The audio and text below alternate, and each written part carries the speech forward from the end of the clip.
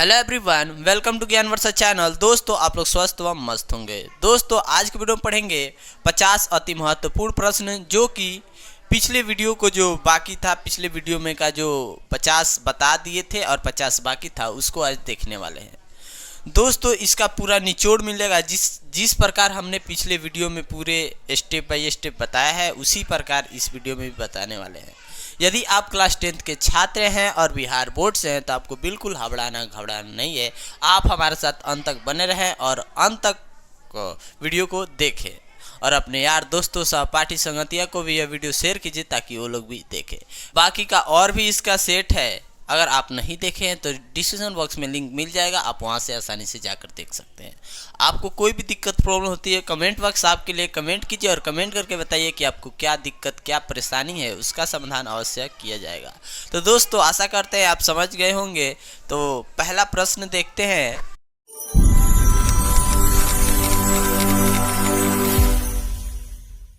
देखिए प्रश्न क्या है आज का। कह रहा है, भानुमति का पिटारा मुहावरे का अर्थ क्या है। यानी भानुमति का पिटारा का मुहावरे का अर्थ क्या होता है। ऑप्शन 4 है और चारों में इसका राइट जवाब बताना है। देखिए, एक नंबर है, क्या है, तो एक नंबर है भानुमति को अटैची, आवश्यक वस्तुओं का भंडार। या देखिए, ये नहीं होने वाला है, ना ही ये होगा और ना ही डी होगा। Option B is the right answer हो जाएगा। चलिए 2 नंबर प्रश्न जो है, 52 नंबर प्रश्न, वो क्या कर रहा है उसको देखते हैं। वो कह रहा है, चला, अज्ञान शब्द कौन सा समास है। अज्ञान शब्द जो है कौन सा समास है, ये बताना है। तो देखिए, अज्ञान तो जिसमें अ लगा हो न समास की ओर जाता है, आपको पता होना चाहिए। चलिए नेक्स्ट प्रश्न जो कह रखा है, निम्न में से भाववाचक संज्ञा कौन है। बुढ़ापा या पहाड़, नदी, राम। भाववाचक संज्ञा तो बुढ़ापा है। Option A is the right answer हो जाएगा। यानी आपको बता दें 53 का ए इज द राइट आंसर। अब देखते हैं नेक्स्ट प्रश्न जो है उसको, यानी वो प्रश्न क्या कह रहा है। देखिए, कह रहा है, बहादुर शीर्षक कहानी की निर्मला कौन थी। तो यहाँ बताएं, लेखक की पत्नी थी। Option B is the right answer हो जाएगा। आपको नो डाउट और सीधा टिक आउट। अब देखते हैं 55 नंबर प्रश्न क्या करा है। आशादीवार किस कवि की रचना है। आशादीवार किस कवि की रचना है, ये बताना है। तो इसका Guru Nanak is the right answer हो जाएगा। नेक्स्ट प्रश्न जो है उसको देखते हैं। एकदम मजे से पढ़िए, पूरा दिल थाम कर बने रहिए इस चैनल पर और देखिए इसका फलस्वरूप क्या होता है। कह रहा है कि इनके जन्म दिवस का अहिंसा दिवस के रूप में मनाया जाता है। तो Mahatma Gandhi is the right answer हो जाएगा। Option A is the right answer, no doubt और सीधा टिक आउट। अब कह रहा है, अब देखिए, चले नेक्स्ट जो प्रश्न है वो क्या कर रहा है। गुरु नानक पंजाबी के अलावे और किस भाषा में कविताएं लिखे। तो हिंदी में लिखे, नो डाउट और सीधा टिक आउट। आप अंत तक बने रहिए और अच्छा से इसको समझते चलिए। देखिए क्या कर रहा है, संप्रदाय मुक्त कृष्ण भक्त कवि कौन थे। Raskhan is the right answer हो जाएगा। नो डाउट और सीधा टिक आउट। अब कर रहा है नेक्स्ट जो प्रश्न है उसको भी देखते हैं। एक बार ध्यान से थोड़ा ऊपर कर लें ताकि आपको पूरे बारीकी से समझ में आए। कह रहा है, रसखान रचना काल था। रसखान का रचना काल था, ये बताना है कि उनका रचना काल क्या था। तो इसका सही जवाब क्या होने वाला है, आपको पता होना चाहिए। तो B is the right answer हो जाएगा, यानी जहांगीर का शासन काल। देखिए नेक्स्ट जो 60 नंबर प्रश्न है वो क्या कह रहा है। 60 नंबर प्रश्न पूरे आसानी से और दिमाग से पढ़िए। देखिए 7 नंबर प्रश्न क्या कह रहा है। कह रहा है, वियोग में सच्चा प्रेमी जो वेदना महता है, उसके बीत में जो विभिन्न तरंगे उठती है का चित्रण किया है। किसने किया है। तो घनानंद ए इज द राइट आंसर हो जाएगा। देखिए दोस्तों, नेक्स्ट जो प्रश्न है ये क्या कर रहा है। कह रहा है कि निम्न में शुद्ध शब्द है। इसका राइट जवाब आप कमेंट बॉक्स में बताइए। शुद्ध शब्द इसमें बताना है। देखिए कितना आसान प्रश्न पूछा हुआ है कि इसमें से कौन सा सही है। चलिए नेक्स्ट जो प्रश्न है उसको हम देखते हैं। क्या कह रहा है, विवाह शब्द है। तो ये विवाह जो शब्द है ये बताना है, स्त्रीलिंग है या पुल्लिंग है, ये आपको बताना है। तो इसका राइट जवाब हो जाएगा पुल्लिंग है। चलिए मैं पढ़ रहा हूँ किस काल का उदाहरण है, तो मैं पढ़ रहा हूँ वर्तमान काल है, नो डाउट, सीधा tick out, A is the right answer, यानी 63 का सही जवाब क्या होगा, ए। अब देखिए 64 नंबर प्रश्न क्या है, लंबोदर कौन सा समास है, बहुब्रीहि है, लंबा है उदर के, तो जिसका लंबा है उधर वो है श्री गणेश जी। अब देखिए द्वंद्व समास, जिसका दोनों पद प्रधान हो उसे द्वंद्व समास कहेंगे। द्विगु, जिसका पूर्व पद संख्यावाची हो उसे द्विगु समास कहते हैं, और ये तो अंतिम पद प्रधान हो जाए उसे तत्पुरुष समास कहते हैं। कह रहा महिला का पर्यायवाची होगा, तो महिला का पर्यायवाची क्या होता है, नारी होगा। Option B is the right answer, यानी 65 का सही जवाब हो जाएगा बी। अब देखिए नेक्स्ट जो प्रश्न है उसको देखते हैं। 66 नंबर प्रश्न, कितना छोटा छोटा प्रश्न पूछा हुआ है। कह रहा है एड़ी शब्द का विलोम होगा, चोटी होता है, चला नो डाउट, सीधा टिक आउट। कह रहा है अकल पर पत्थर पड़ना मुहावरे का सही अर्थ क्या होता है, तो बुद्धि भ्रष्ट होना, आपको पता होना चाहिए। इसका D is the right answer हो जाएगा, यानी इसका राइट जवाब डी हो जाएगा। कह रहा है लिखावट शब्द में, लिखावट शब्द है ये क्या कर रहा है, लिखावट शब्द स्त्रीलिंग है या पुल्लिंग है या उभयलिंग है या इनमें से कोई नहीं, तो इसका राइट जवाब क्या होने वाला है ये बताइए। तो ये स्त्रीलिंग में हो जाएगा, नो डाउट, सीधा टिक आउट। अब कह रहा है श्रीमान शब्द का स्त्रीलिंग रूप क्या, तो श्रीमती होता है। आपको जिधर श्रीमती शुद्ध लिखा दिखे उस पर टिक आउट लगा दीजिए, यानी नो डाउट और सीधा tick out, C is the right answer. चलिए नेक्स्ट प्रश्न जो है उसको देखते हैं। देखिए ये नेक्स्ट जो प्रश्न है वो क्या कर रहा है, शुद्ध शब्द है, गुणी, पति, तकलाकिर या प्रमाणिक, तो इसका D is the right answer हो जाएगा, यानी 70 का डी, नो डाउट और सीधा टिक आउट। आप पूरे बारीकी से समझ गएंगे। अब देखते हैं ये क्या है, तुम क्या खा रहे हो, रेखांकित, रेखांकित शब्द कौन सा सर्वनाम है, तुम क्या खा रहे हो, इसमें बताना है कि सर्वनाम कौन सा है, इसका राइट जवाब क्या होगा। तो इसे तुम क्या खा रहे हो, देखिए ये प्रश्न है इसलिए प्रश्नवाचक। चलिए नेक्स्ट जो प्रश्न है उसको देखते हैं, ये क्या कर रहा है। नेक्स्ट जो प्रश्न है वो क्या कर रहा है, चोर शब्द का विलोम है, तो चोर का विलोम क्या होता है आपको पता होना चाहिए, साधु होता है, यानी 72 का D is the right answer. कह रहा है भारत के प्रधानमंत्री किस प्रबंध का उदाहरण है, तो भारत का या के प्रधानमंत्री आपको बताना है। ये 4 ऑप्शन है और चारों में इसका सही जवाब क्या होने वाला है, तो ये संज्ञा प्रबंध का है। चलिए नेक्स्ट जो प्रश्न है उसको देखते हैं।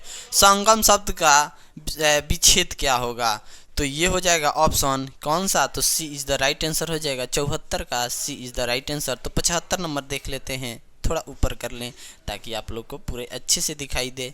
चलिए ये क्या है, निम्न में से शुद्ध वाक्य कौन सा है, निम्न में से शुद्ध वाक्य कौन सा है ये बताना है। 75 नंबर का राइट जवाब हो जाएगा, तो D is the right answer, यानी श्री कृष्ण के अनेक नाम है। देखिए आपका भवदिया, वहाँ भारी भरखम भीड़ जमा थी, ये सब गलत है और आपको पता होना चाहिए, ये D is the right answer. अब देखते हैं मगमा क्या बेचती है, तो मगमा दही बेचती है, आपको पता होना चाहिए।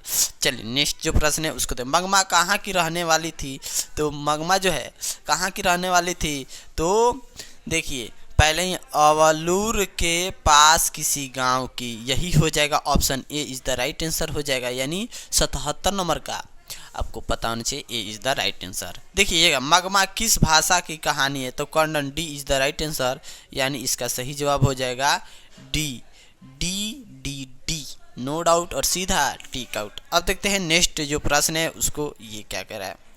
कह रहा धरती कब तक घूमेगी के रचनाकार कौन है, तो धरती कब तक घूमेगी, सामर दैया जिधर दिखे उधर लगा दीजिए सामर दैया, नो डाउट और सीधा टिक आउट। अब देखिए नेक्स्ट जो प्रश्न है वो क्या कर रहा है, 80 नंबर ये प्रश्न कर रहा है कि लेखक सुजाता का जन्म कब हुआ था, तो इनका राइट जवाब बताना है। ऑप्शन तो 4 है और चारों में इसका राइट जवाब 1935 हो जाएगा। अब देखिए नेक्स्ट जो प्रश्न क्या कर रहा है, दिनकर जी कवि के साथ साथ क्या है, तो गद्यकार भी थे, आपको पता होना चाहिए, यानी B is the right answer. अब देखते हैं नेक्स्ट प्रश्न जो है उसको, ये क्या कह रहा है, इसके पूरे बारीकी से समझते चलिए, अच्छा से समझते चलिए, और आपके पास थोड़ा भी समय है तो हो जाएगा। देखिए ये क्या कह रहा है, उगते हुए सूरज का देश किसे कहा गया है ये बताना है, तो जापान को कहा गया है, option A is the right answer, यानी 82 का राइट जवाब ए होगा। अब 83 नंबर भी देख लीजिए, एक ब्रिज की हत्या क्या एक वृक्ष की हत्या शीर्षक कविता में वृक्ष की सूखी डाली किसकी तरह होती है? तो राइफल की तरह होती है। फिर कह रहा कवित्री अनामिका के अनुसार चौखट में का नहीं अटता है? तो कौन नहीं अटता है, आपको पता होना चाहिए। अब देखिए ये कितना छोटा प्रश्न पूछा हुआ है। देखिए ये ऐसा प्रश्न बोर्ड एग्जाम में पूछेगा तो आप भला छोड़ कर आइएगा। ये देखिए क्या करा है, कौन सा महीना माँ के लिए आराध्य देव बन गया था? तो इसका राइट जवाब आप कमेंट बॉक्स में बताइए, क्योंकि इतना छोटा छोटा प्रश्न जो है ये पूछता है। तो आप इस छोटे छोटे प्रश्न का आंसर आप कमेंट में बताइए कि इसका सही जवाब क्या होगा। आप पढ़े होंगे तो आपको पता होगा। चलिए नेक्स्ट जो प्रश्न है उसको देखते हैं क्या कर रहा है। ये प्रश्न कर रहा है पपाती किस पर लेटी हुई थी? Structure is the right answer हो जाएगा। नेक्स्ट, धरती कब तक घूमेगी शीर्षक कहानी में किसे महसूस होने लगा कि आकाश अनंत नहीं है? तो आकाश अनंत नहीं है, ये सीता को महसूस हो रहा था। आपको पता होना चाहिए अनंत नहीं है। तो D is the right answer. 87 का कौन सा सही है? तो डी सही है। अब देखिए ये क्या कह रहा है, सीता के कितने लड़के थे? तो सीता के 3 लड़के थे। आगे देखिए नेक्स्ट कर रहा है, थोड़ा ऊपर कर दें ताकि आपको पूरे अच्छा से समझ में आए, पूरे बारीकी से समझ में आए। देखिए क्या कह रहा है, तुलनात्मक व्याकरण किसकी रचना है? तो ये बताना, सातकोड़ी होता की, सुजाता की, सामर्थ्य की या कल्डेवेल की? तो इसका राइट जवाब क्या होने वाला है? तो यहाँ पे सी इज़ द राइट आंसर हो जाएगा, क्योंकि ये लोग तो वो पतला वाला बुक में के हैं, ये कुछ अलग है। ये कुछ स्टारा दे दिया है, कोई बात नहीं, इसको याद कर लीजिएगा। चलिए नेक्स्ट जो प्रश्न है उसको देखते हैं। भ का उच्चारण स्थान है भ ओठ है।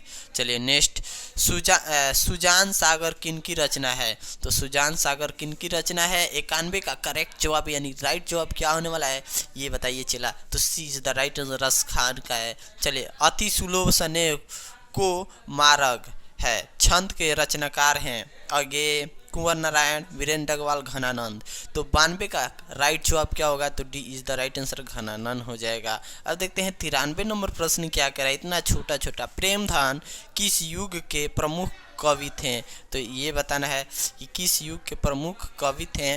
तो इसका कौन सा ऑप्शन सही है? 93 का करेक्ट जवाब क्या होने वाला है? तो सी इज द राइट आंसर यानी भारतीय युग के। फिर से प्रश्न देखिए ये क्या कह रहा है, कितना छोटा प्रश्न पूछा है। जीर्ण जनपद किस कवि की रचना है?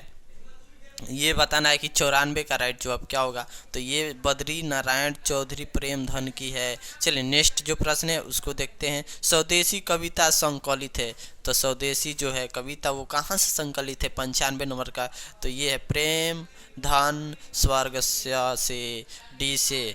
अब देखिए सुमित्रानंद पंत का जन्म कब हुआ था? तो देखिए 9 सही इज द राइट आंसर हो जाएगा, नो डाउट और सीधा टिक आउट। अब देखते हैं 97 नंबर प्रश्न क्या कह रहा है। कह रहा है खेत शब्द है, तो ये क्या है? तद्भव है। चलिए नेक्स्ट प्रश्न है, सत्य के लिए आग्रह के लिए शब्द है, एक शब्द है, इसका एक शब्द क्या होगा? अनेक शब्दों के लिए एक शब्द क्या होगा ये बताना है कि 98 नंबर का राइट जवाब क्या होने वाला है? तो सी इज द राइट आंसर हो जाएगा, यानी क्या सत्याग्रह होता है। चलिए देखिए 99 नंबर प्रश्न का, वह छत से गिर पड़ा तो अपदान कारक क्योंकि वो जुदाई हुआ वहां से। तो यहाँ इसका राइट करेक्ट जवाब ए इज द राइट आंसर। फिर 100 नंबर का है, ग का उच्चारण स्थान है, तो ग का जो उच्चारण स्थान क्या हो जाएगा चला? तो ग का उच्चारण स्थान हो जाएगा हमारा ओठ हो जाएगा, नो डाउट और सीधा ठीक आउट। तो दोस्तों आशा करते हैं आज की वीडियो आपको पसंद आई होगी। वीडियो पसंद आए तो वीडियो को लाइक कीजिए, और यदि आप हमारे चैनल पर नए हैं तो हमारे चैनल को सब्सक्राइब के साथ साथ क्या बेल घंटी भी दबाना ना भूलिए, और अपने यार दोस्तों सहपाठी को यह वीडियो शेयर कीजिए ताकि वो लोग भी मज़े से पढ़े और जुनून से पढ़े। तो दोस्तों मिलते हैं नेक्स्ट वीडियो में, तब तक के लिए बाय फ्रेंड्स, टेक केयर।